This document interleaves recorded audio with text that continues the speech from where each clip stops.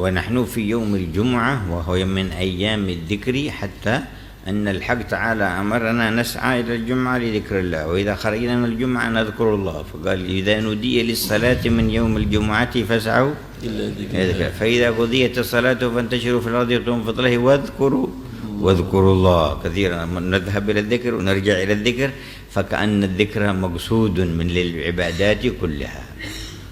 Di dalam surat Jum'ah sekarang ini kita berada di hari Jumat.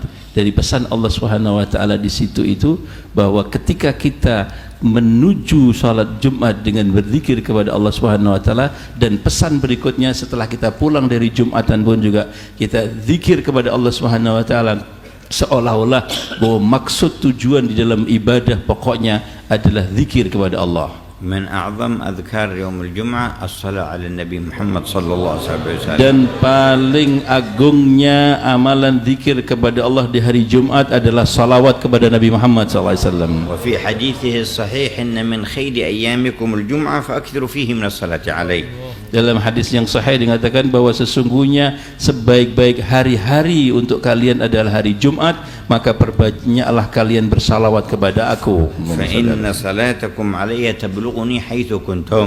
Maka dia mengatakan sesungguhnya salawat kalian akan disampaikan kepadaku di mana saja kalian berada. كيف تبلغك صلاتنا إذا أرمت يا رسول الله؟ قال إن الله حرم على الأرض أن تأكل أجسادنا معاشر الأنبياء.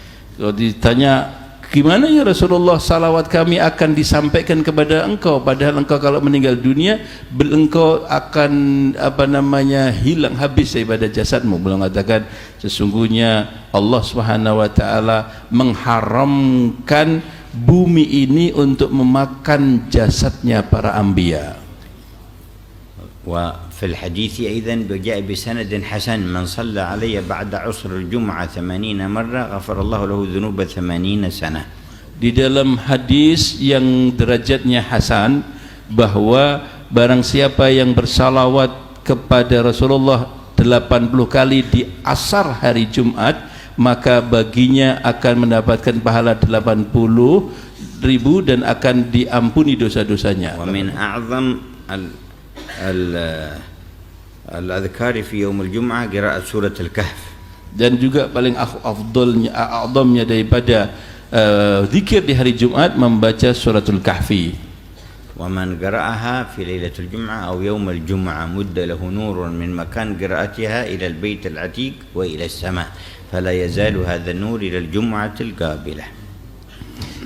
Dan barang siapa yang dia membaca surat Al-Kahfi pada malam Jumat atau hari Jumat, maka akan terlihat cahaya ya dari dirinya mencapai ke Baitul Atiq dalam satu minggu itu.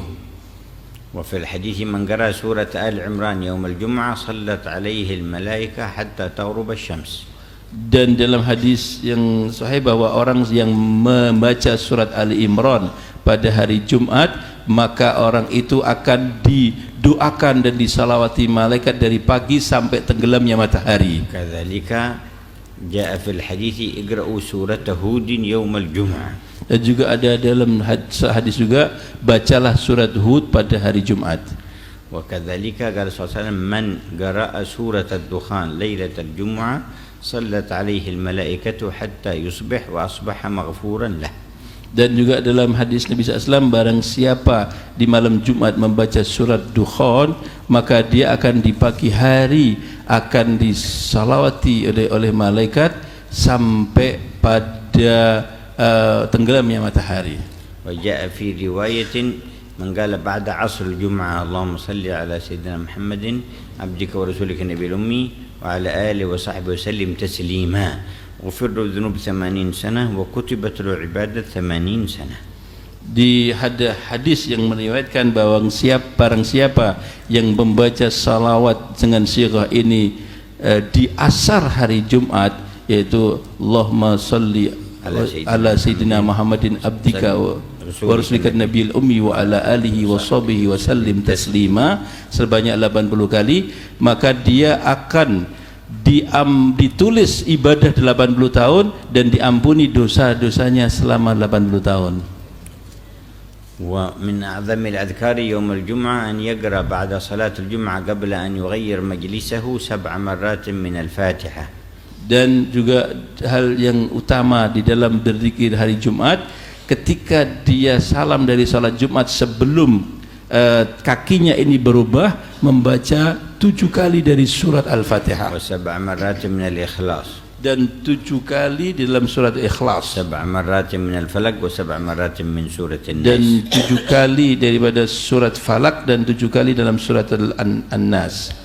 وأنه يكون في حفظ الله وحرزه إلى الجمعة الأخرى. Maka dengan bacaan itu dia akan dijaga dan dilindungi oleh Allah Subhanahu wa taala dari Jumat ini sampai masuk Jumat berikutnya. كذلك مما ورد بعد صلاة الجمعة 100 مرة من سبحان الله العظيم وبحمده. Dan juga dan ada riwayat setelah hari Jumat, waktu hari Jumat kita membaca Subhanallah Azim wa bihamdihi 100 kali. وكان يقول بعض أهل العلم من أتى بهذه بعد صلاة الجمعة ثم جاء بعد عصر الجمعة ب1000 مرة من الصلاة على النبي رأى رسول الله صلى الله عليه وسلم.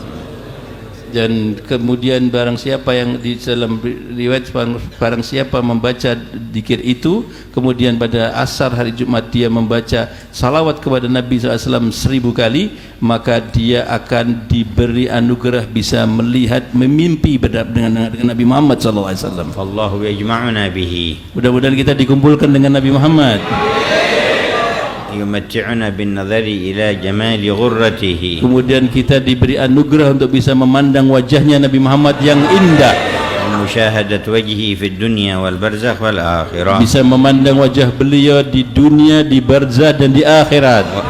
وهو القائل الويل لمن لا يراني يوم Yang القيامة. beliau bersabda bahwa celakalah orang yang tidak bisa memandang wajahku di hari kiamat. قالت السيدة عائشة من لا يراك يوم القيامة قال من ذكرت عنده فلم يصلي عليه صلى الله عليه وسلم. Maka kita tanya, ya Rasulullah, siapa orang yang tidak bisa memandang wajahmu pada hari kiamat? Maka Rasulullah menjawab, siapa yang namaku disebut dan dia tidak salawat kepada aku. أنعم الله علينا وعليكم بحقائق محبته. Mudah-mudahan kita diberi anugerah untuk memiliki hakikat cinta kepada beliau yang sebenarnya, ورزقنا حسن متابعته. dan diberi rezeki kita bisa melaksanakan ittiba kepada beliau.